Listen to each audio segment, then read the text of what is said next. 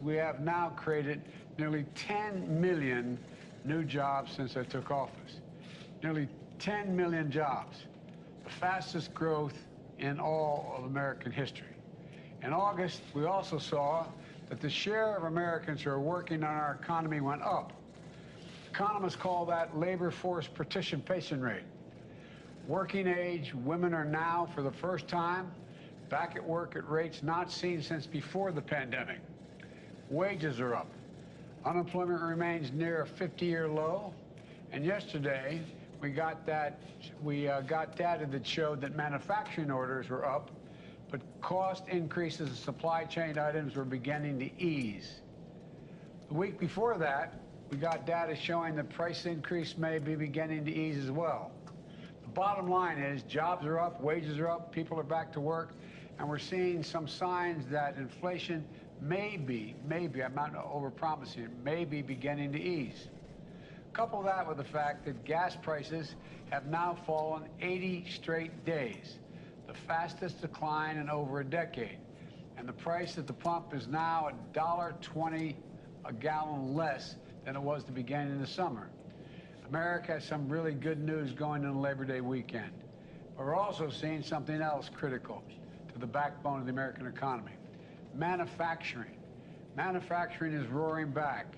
Since I took office, the economy has created 668,000 manufacturing jobs, the strongest manufacturing recovery since the 1950s.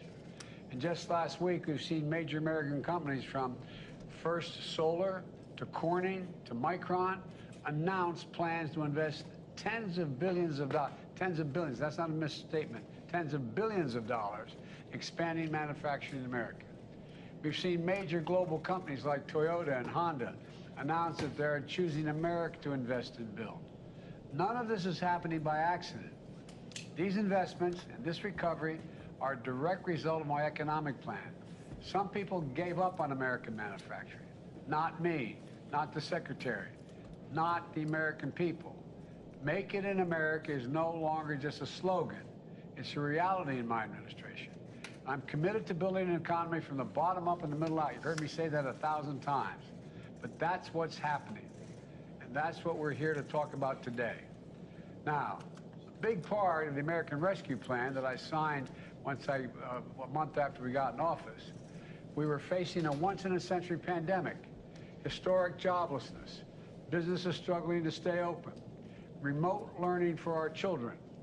But thanks to the American Rescue Plan, we have come a long way. We got vaccine shots in arms. We helped people who needed them the most. We kept teachers in classroom, cops on the beat, firefighters on the job because the local communities didn't have the money to pay for them. And as a result, COVID no longer controls our lives. More Americans are working than ever. Businesses are growing. Schools are open. And today we're celebrating a signature program, the American Rescue, within the American Rescue Plan, that's going to help communities that need it most. Look, it's called the Build Back Better Regional Challenge.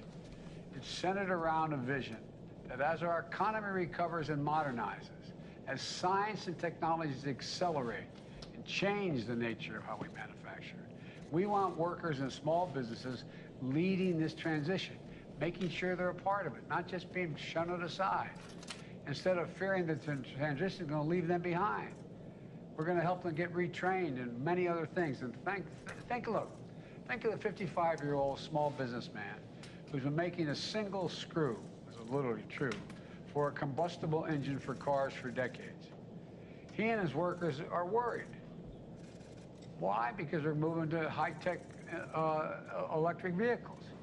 We're going to help them and their businesses with training and new technology to help them make parts for electric vehicles and lead the transition to a clean energy economy so they're not left behind. This is about investing in them, believing in them, helping them transition to a new world. They can do these jobs, just like they did the ones they had before. This is about jobs in their communities, for them, not having to leave or not having to go on unemployment.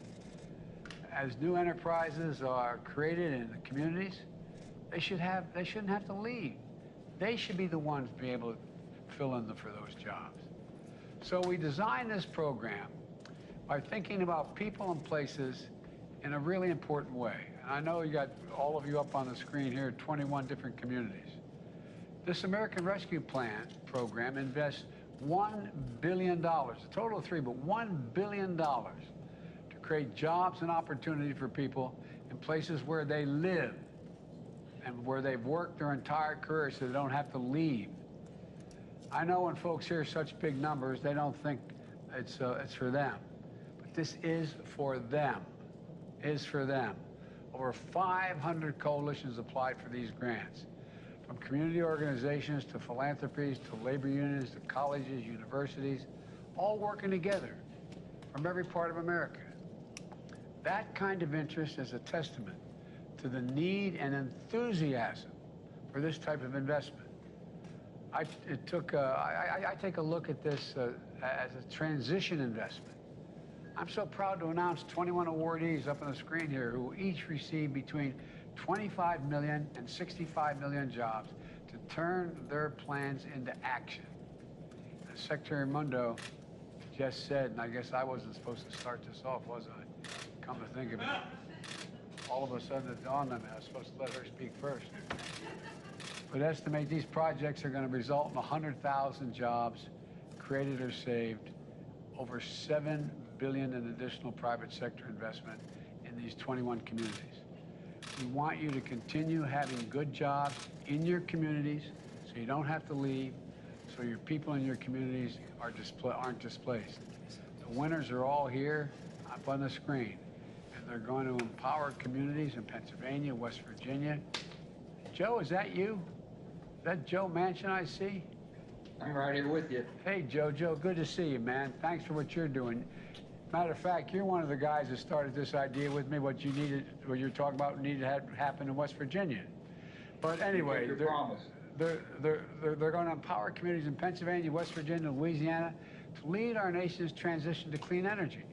They're going to empower small manufacturers in Michigan, Kansas, North Carolina, El Paso, Texas, helping them modernize and become part of a supply chain for cutting-edge technologies, advanced manufacturing, biotechnology, aerospace. They're going to empower agricultural workers in Fresno, California, and women in St. Louis, Missouri, pursuing manufacturing careers through quality job training and apprenticeships that lead to good-paying jobs.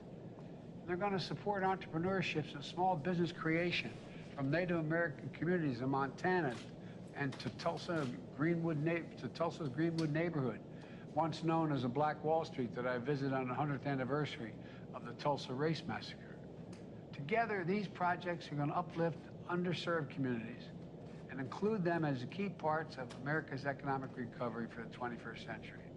We're putting people who have been left behind in the past or couldn't have been lifted out of anything before. They're going to be part of this recovery. They're going to be the ones who are going to be leading the way here. They're going to be the ones who get retrained for these jobs. Take the project in Georgia. I recently signed a number of laws that are going to bring manufacturing jobs back to America and make sure the future is made in America. Think of everything from electric vehicles to semiconductor chips. Georgia Tech, one of the great research universities, is a leader in understanding how artificial intelligence can be used to strengthen almost any industry.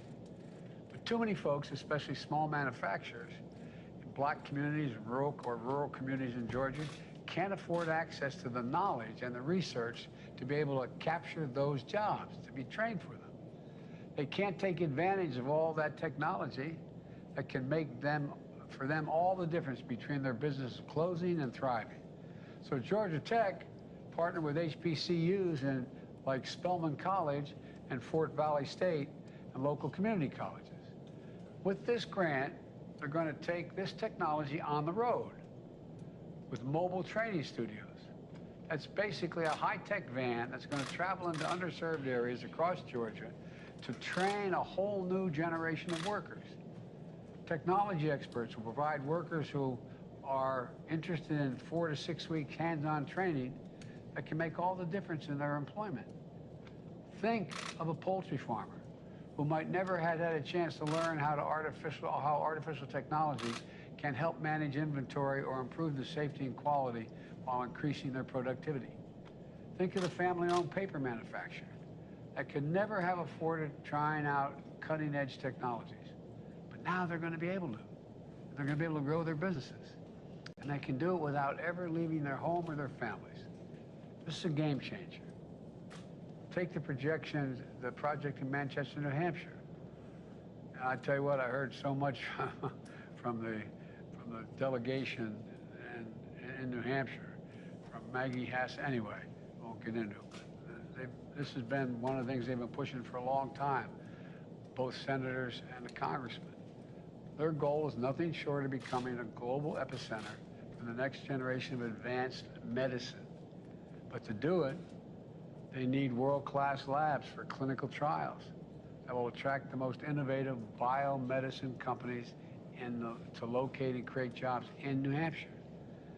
I have to say that Senator Hassan and Shaheen and Congressman Pappas, I hear you, I hear you, I hear you. I know you've been talking about this a long time. We've finally gotten it. And they're going to need to bring struggling communities along in the process. Because of this grant, Manchester is going to revitalize what was once one of the largest cotton textile plants in the world. Right now, 100,000 square foot mill. The building is empty and idle, but not for long. Because of this grant, a coalition of city leaders and research and community organizations is going to transform that old mill into a modern marvel. It's going to house advanced science labs that are going to conduct groundbreaking clinical trials. It's going to be the place where they can test biotechnologies and treatments that are going to save lives. And the Republican governors working on it are going to be there as well. For workers, small businesses, entrepreneurs in the Manchester area, it means opportunity. It means jobs you can raise your family on in Manchester, not have to move. Because of this American Rescue Plan grant, they're going to be able to have access to cutting-edge technology and labs that never could have been afforded before. This is going to allow them to compete with anyone, anywhere in the world, and make sure the supply chain for these new medicines, medical advances are built right here in America. It matters. As you probably know, I could go on and speak about each of the communities here, but time won't permit. I applaud every community that received the grant and that applied. You're the reason why I'm so optimistic about the future of this country. I mean it. You heard me say it many times before. America is the only nation in the world that can be defined by a single word: possibilities. Nothing but possibilities here. That's what this is all about. I want to thank you, and now I'm going to do what I should have done to begin with. Turn it over to the Secretary to begin this, but we've already gone by it. So, Madam Secretary, the floor is yours. Thank you, Mr. President. I think the fact that the President jumped in there right away is a testament to how excited he is about this project. He's fired up and he's committed to it, and that's because he knows. He knows that we have to be investing in every community in America to help with the transition. So let me fill in a few of the blanks about how this program is going to work, and then we're going to have a discussion with a handful of the 21 awardees. First of all, congratulations. If you are one of the 21 here, you are the cream of the crop. Your applications were fantastic, and congratulations to each and every one of you. The President and I are so proud of you and just thrilled to be able to work with you. I have to thank you, Mr. President, for your leadership. Everybody should know that this was the President's idea. I mean, as he said, the American Rescue Plan was passed 17 months ago. $3 billion of that came to the Commerce Department to do economic development, and we decided to put $1 billion into this Build Back Better regional challenge. And it's because the President directed me to make investments in communities to help communities revitalize themselves and get ready for the transitions in our economy. Because he fundamentally said people want to work where they live, and they ought to be able to do that. And so that's what this is all about.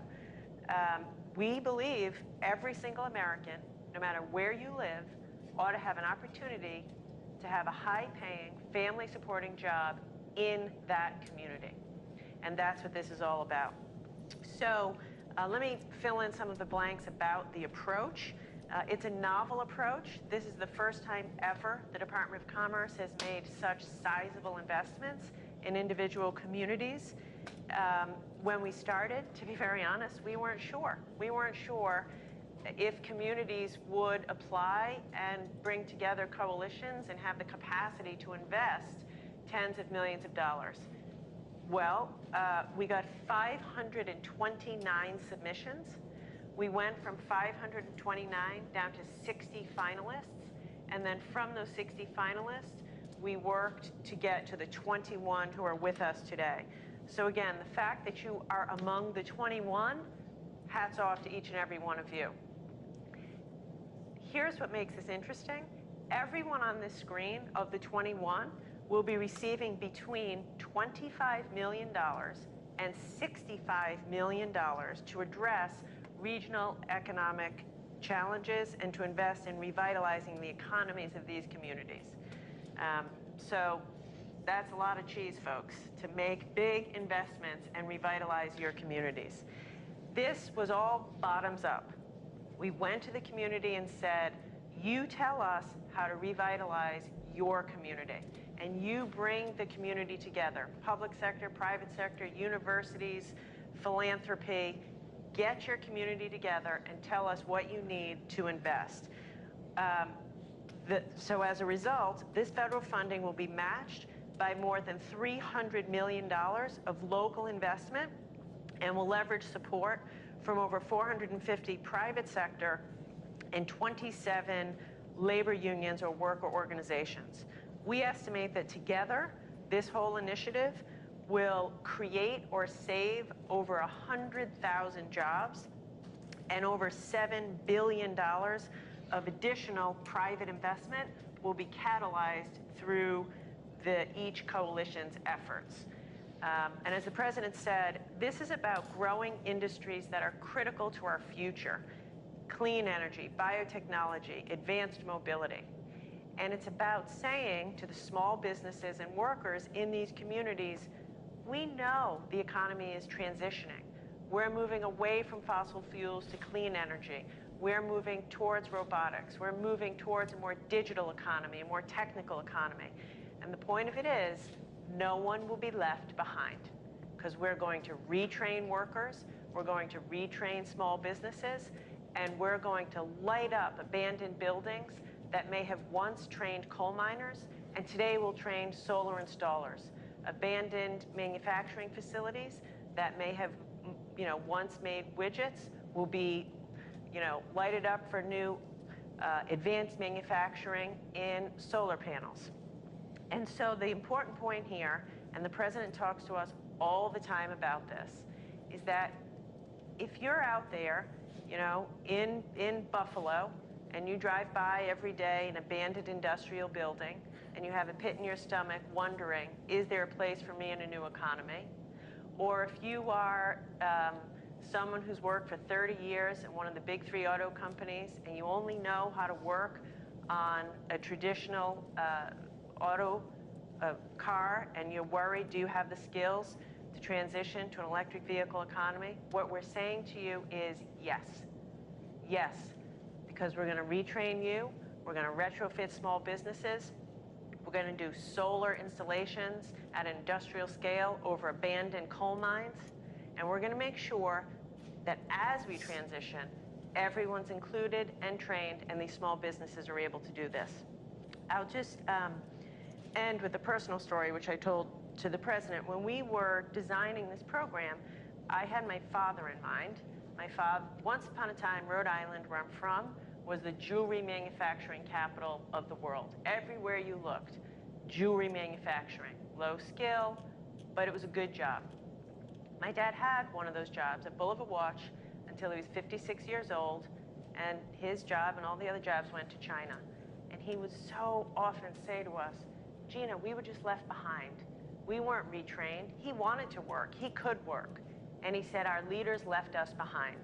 So what this is about is President Biden is committed to folks who have that anxiety, who've worked in old line manufacturing, who've worked in the coal industry, who've worked in traditional combustion engine vehicles, and they're feeling anxious, and we're saying, we are going to be there for you to make sure you're not left behind or left out, and we're going to make investments in your community so you can work in the community where you and your family live. So we're excited, and quite honestly, I'm just very lucky that I get to work for a boss who gets this, because he gets it. And every time we brief him, he says, Secretary, don't tell me how much money we're spending. Tell me, what are we doing for the people of America? And that's why this is so exciting. So with that, we want to hear from you.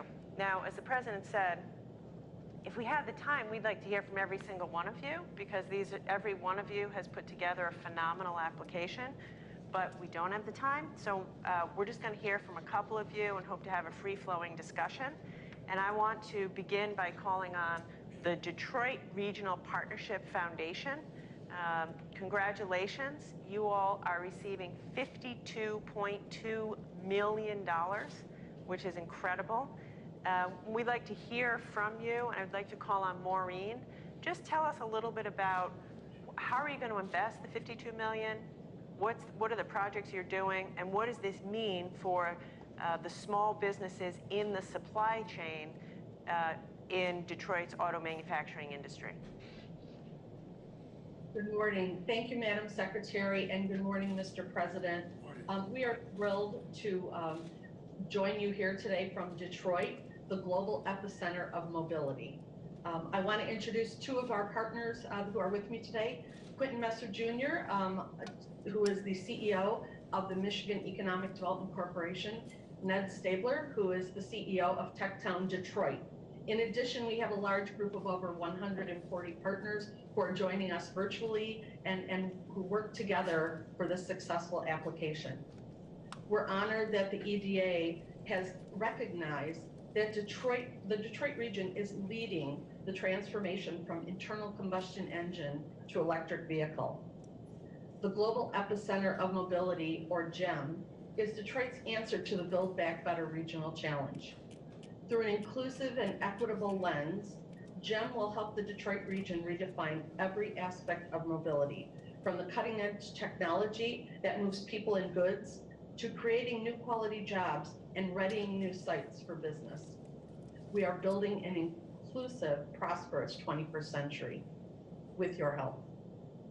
GEM's vision is to accelerate economic growth by building on the region's unrivaled mobility assets. It will create a smart, secure, sustainable, and inclusive advanced mobility industry, starting with the transition to next generation electric, autonomous, and fully connected vehicles. This grant will fund 6 unique projects that will help the region and country maintain its global automotive leadership. GEM will support workers, startup businesses, and small to medium-sized companies as they adapt to new high-tech advanced mobility industry. Led by one of the most diverse regions in the United States, GEM offers the opportunity to create a national model for equitable economic growth. We are ready to help secure the nation's advanced mobility leadership for generations to come. Thank you again. We welcome any questions, and we also want to invite you, Mr. President and Madam Secretary, in 2 weeks to join us in Detroit at the North American International Auto Show, where we can show you in person how we are leading the way. I'll be there. Awesome. I'm a car guy, Yeah. as you kind of noticed. Hey, look, I drive the cabinet crazy and my staff crazy by asking them to give concrete examples that if you walked up to somebody in a corner and said it, they could completely understand it. One of the things that this is pure Biden, I believe, and I've been saying for some time, that the next 10 to 15 years, more is going to change in terms of technology and innovation than has happened in the last 75 years. I mean that sincerely. Things are going to change so rapidly. That's good if we're going to compete in the world, but also it's scary as hell for somebody who, like we were talking on the way over, into this building about how there's hundreds of small companies supplying small parts to internal combustion engines. And you were giving me the example, Madam Secretary, of a bolt one company provides. That is not going to be useful in an electric vehicle. And so what we're going to do is train that company, the ownership of that company, what parts they can contribute to make that vehicle. And I'll give you a concrete example.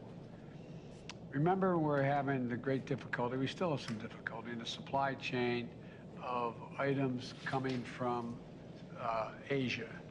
And the shipping, the vast majority of it comes through the ports in San Diego and Los Angeles, in those ports. And the ports are asking for help all across the country for new technologies, new cranes, new movements, more robotics. I said, okay, we'll do it on one condition, that the people you have on the job now at the port are the people you train. You give them the opportunity to man the new machinery. Not a joke. And one of the things I think was so important about what we're all talking about, all of you are talking about, is think of all the people who've been breaking their neck and doing well, doing things that really matter, who are going to become, what they're doing becomes going to become obsolete because how things are changing. Whether it's a transition in the climate environment or whether it's manufacturing or medicine, whatever it is. And so when you say we're going to provide in-depth assessment and assistance to 65 firms through a supply chain transformation center. That can sound pretty abstract to a lot of people. Give me an example of what you really mean, what this will really mean for a company and its workers in this supply chain transformation center. What are you talking about? Absolutely, Mr. President. As you know, in our region, because you were very important here a few years ago in helping us make a transformation, we need to do it again. We have a terrific, talented workforce and supply chain, but we need to give them the skills that they need and the tools that they need. So one example is a company in a community in the Detroit region called Oxford. It's Barron Industries. They're a casting company, but they need help in making sure that they can produce the right parts with the right technology at the right speed with the right talent. So they have been receiving assistance on marketing, on cybersecurity, on production techniques, so that they can make the transition as rapidly as the OEMs are making it, and they can stay an important part of that supply chain. That also includes making sure that their employees have the skill sets, the upskilling that they need, so that they can be successful, and as you say, included and staying here in our region to do those jobs.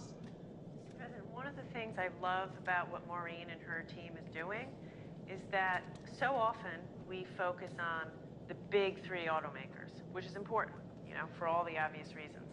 But what they're doing is focused on the whole network of small suppliers, the hundreds, if not thousands, of small, family-owned suppliers to the big three, and making sure that, as Maureen said, they have the new materials, the new technology, the new training, so that they can continue to service as we move towards EVs. And so I give you a lot of credit for getting into the supply chain.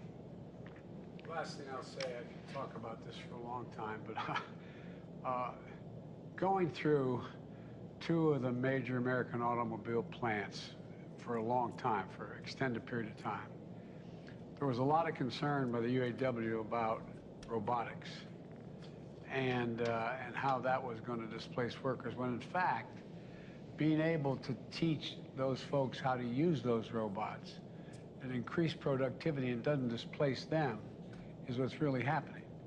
And so it's all about, you can maintain the workforce, you can increase the productivity, remain competitive internationally, and still get a lot done.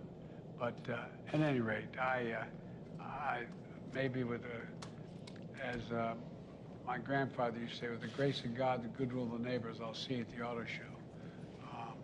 We welcome you, absolutely. All right. So the mention of robotics is a perfect segue. I'd love to turn it over to Stephanie from the Southwestern Pennsylvania New Economy Coalition. You all will be receiving $62.7 million. I'd love to hear Stephanie talk a little bit more about that. To put this in perspective and to pick up on the point you just made, Mr. President, about robotics, Carnegie Mellon University in Pittsburgh is, we all know, a world leader in robotics, and a lot of jobs have been created right around CMU. But if you're living in a coal community or a rural community outside of Pittsburgh, you might wonder, how do I fit in? How do I get a job, with robotics? And You're the county executive, that's what you do. exactly, that's why he's part of it. So that's what these guys are doing. So we'll turn it over to Stephanie and the team, and maybe tell us a little bit about what you're doing. Sure. Thank you, Madam Secretary. And yes, Mr. President, I am joined today by several of your friends, the County Executive, Rich Fitzgerald, President of Carnegie Mellon University, Farnham Jahanian, and my colleague and the Chief Equity Officer on the project, Majestic Lane. And what I want to start off by saying is thank you for your vision, and thank you very much, Madam Secretary, to your incredible team and for you in making that a reality. What we have loved in some ways most about this project is that we get to do what we do best in Pittsburgh, which is collaborate and bring together what we had 200 partners, which is we call the special thoughts in Pittsburgh, to make words into action to deliver on your vision. And so through this amazing challenge, we are able to do exactly what you said, which is to look at those 3,000 manufacturers that are in counties like Indiana and Fayette and Greene and Washington, and marry them with the over 100 robotics companies that birthed from Carnegie Mellon University and many of our other folks, to actually put them together to create the jobs and the technologies and the companies of the future. And we're doing that in a way that is building programs for people. This is about people first. 14,000 workers, 750 companies that will fuel an entire new economy for us that we think won't just be about Southwestern PA and not just the United States, but globally, to redefine how we do business and how we keep jobs at home in our communities, as you so well described. Thank you. One of the things I love about this is a lot of people, when they hear robotics or they hear autonomous technologies, they hear, I'm about to lose my job. And so what Stephanie and the team are doing is saying quite the opposite. This is going to create job opportunities for you, including in your rural community, not just in the neighborhood of CMU. Yeah, I so appreciate that question, Madam Secretary, because as you can imagine, as the birthplace and the leader in robotics, this is a question we tackle and think about extensively. And I can start by telling you the data, which is we know that for every one job that may be displaced with robotics technology in a company, it's creating at least 1.5 and sometimes more. But what's even more important, and that we understand, is for the companies that are actually growing and scaling in our midst, those 100 companies I talked about, many of them have upwards of 1,000 employees right now. And those are middle skill jobs. Those are jobs where people are tinkering and building sensors and using the skills that you described, like your father had. And that's exactly what we're trying to do here today. And we're doing it across industries like energy, like agriculture, like healthcare. This is an incredible broad-based opportunity. And what we even know more is when we talk to those workers, they are more fulfilled.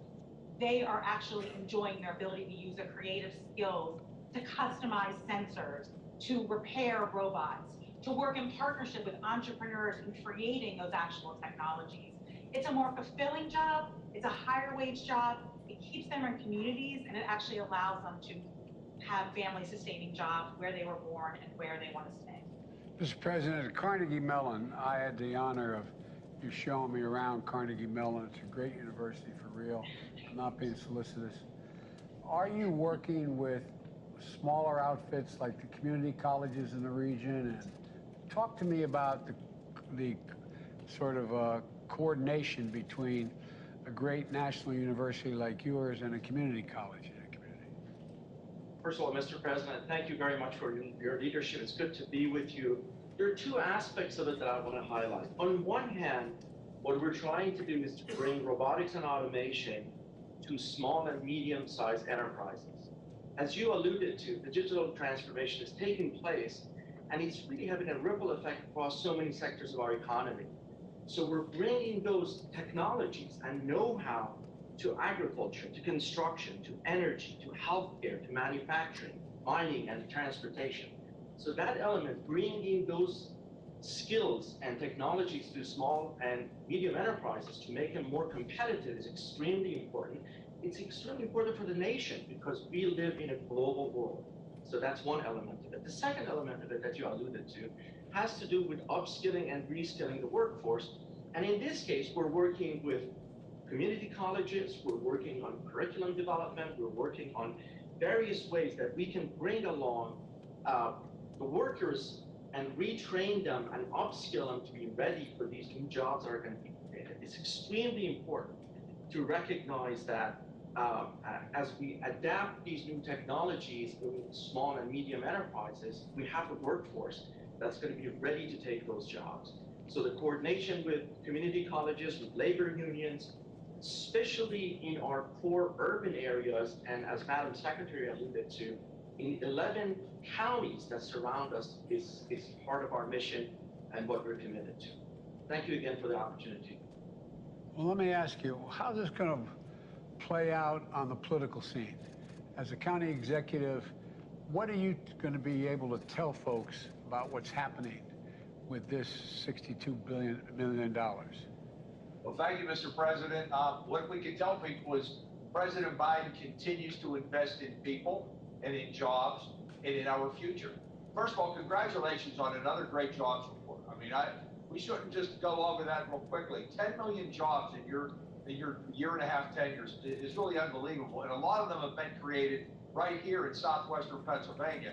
And as Stephanie and President Tahani had mentioned, it's not just for the robotics software engineer in Pittsburgh. It is for the small town in Westmoreland County, in Beaver County, the manufacturing facilities that are transitioning, and the type of training that can happen throughout our community college, but for families. And I know you talk about this all the time, and it's so important. It's about hope and for the future, for the next generation who are out there wondering what's going to happen. You mentioned the displacement that's going to, could happen, and the changes over the next 10 to 15 years. This doesn't leave people behind, and we appreciate that very, very much. And by the way, we're looking forward to seeing you on Monday at Labor Day. You're always here with us, and we're looking forward to it. We're guaranteeing good weather, Mr. President. All right. All right. Sir, do you have anything you'd like to add about what's going on in the community? Well, sure. I think what's important about this is, as you spoke to, Mr. President, often people think that robotics and AI are leaving people behind. But we're being really intentional, both demographically within our communities, people of color and women, and also in our rural communities about how do we connect people to inclusive career pathways, but also actually connecting them to business development opportunities in the robotics and AI industry, which traditionally they may not have had access to. So what we're really doing is being intentional about figuring out how do we make these connections and really making this an economy for all. So thank you, Mr. President. Well, one of the things, if I may, having been a significant consumer of healthcare and having family members who needed serious healthcare, one of the things that I think in the healthcare side, most docs will tell you that when people get a diagnosis that is very dire, they need really a navigator. They need someone to help them know when to go to what appointment, what the appointments are for, how to, just explain what's going on. It seems to me we need some navigators here. And I'm wondering how you're doing that. I mean, you have someone, let's say there's someone, we were doing this on a local Pittsburgh television station, and someone listening and saying, well, I'd like to get trained. I mean, how are you reaching out to the community? And do we have essentially, whatever they want to call them, navigators? Say, look, here's the way you can get into this. This is what you do. Or people going into those small businesses that are going to be eventually displaced because the technology is going to be surpassed, and say, this is what you, I mean, is there thought about that? Absolutely, Mr. President. Thank you for that question. And that really is the spirit of, as I was talking about earlier, our project and the way our partners are coming together. So we have 5 projects that are woven together, each with incredible organizations that know how to actually be on the ground. Most of our money is actually going out to neighborhoods and communities, so they can actually use the organizations that know their people, that know where the businesses are, that know where those individuals are that have to get into the jobs, where those people are that are ready for entrepreneurial opportunities. So for example, it starts with our manufacturing extension partnership. They know where those manufacturers are, and they understand their readiness to adopt technologies. They will come together in a manufacturing hub with entrepreneurs who can help de-risk the prototyping and creation of products that can actually be deployed. We also have our lead accelerator entity in the region that's creating a new model of startup factory with anchor maker spaces throughout the communities where we can identify opportunities to create new technologies that will be deployed into those companies. And taken all together, our workforce ecosystem, as Dr. Janey described, will actually be connected by a web of workforce boards and other community organizations, including labor unions and other, at the neighborhood level, who can then bring those curriculum, partnerships, the workers to the table for those jobs. So we're really relying on, as I said, 200 entities and partners who know how to navigate and know where the businesses are and know where the people are to make sure we have a marriage and alignment that can propel this opportunity. One of the things I'd raised, and I've not raised with the Secretary, but I've raised with you guys and everyone who's part of this grant effort, I think it's useful. Think about it. 25 years ago, 30 years ago, almost every high school had shop classes where you learned how to work with your hands, where you learned you could go and take carpentry or automobile, and you know, just to get a sense. I really think we should be talking, and I don't have a program, but I think we should be talking about a little bit about how we let high school students know how things are changing and what may be available down the road. And I know we're supposed to, I know I'm taking this longer than I should, but a guy who's been talking about transition for a long time with me has been Joe Manchin. He lives, breathes, and eats West Virginia. But Joe, how's this going to help, if it is, the West Virginia, the transition to a strengthened, not totally new, but a new economy? Yeah. Well, Mr. President, you and I have spoken many times about this when you first came into office, even when you was running at that time, about how West Virginians felt they were left behind. My wonderful state and all the great workers and the people in my state that worked hard and they're very proud, they've done the heavy lifting for years and years and years, and basically never complained. And as things started changing and transitioning, there was nothing left for them. 21 of our most affected counties are in southern West Virginia. This is based around that, and it's pumping into an area which is, we call it the Appalachian Climate Technology, or the ACT Now Coalition, which is led by Brandon Dennis, and Brandon's here with us, and he's done a tremendous job with his team and the Coalfield Development Corporation. It's basically reinventing, not just reinventing, but basically being able to meet the needs of the public as we transition and making sure that we can provide the services. That's what they've been doing for quite some time. And this announcement here and this rescue plan, the American Rescue Plan, continues to play benefits for West Virginia. But you know, also your co-chair of Appalachian Regional Commission, Gail Manchin, who I know very well, is very, very proud that Appalachia has gotten so much consideration and assistance. And you're the first person, Mr. President, and with your most capable secretary and our dear friend Gina Raimondo, directing it to the people that need it the most. I think that's what we're here to say is thank you. These 21 counties have eight regional projects. I have with us here on the panel, I have my dear friend Amy Goodwin, chairman, she's a mayor of Charleston. I have Steve Williams, fellow colleague of mine, and he is mayor of Huntington, our two largest cities. And we have with us also Stephanie Tyree, and she's the West Virginia Hub Director that works directly with these projects. They can explain in detail what this is going to allow us to do. And we've gotten this $62.8 million, one of the top awards, and we're so proud of that.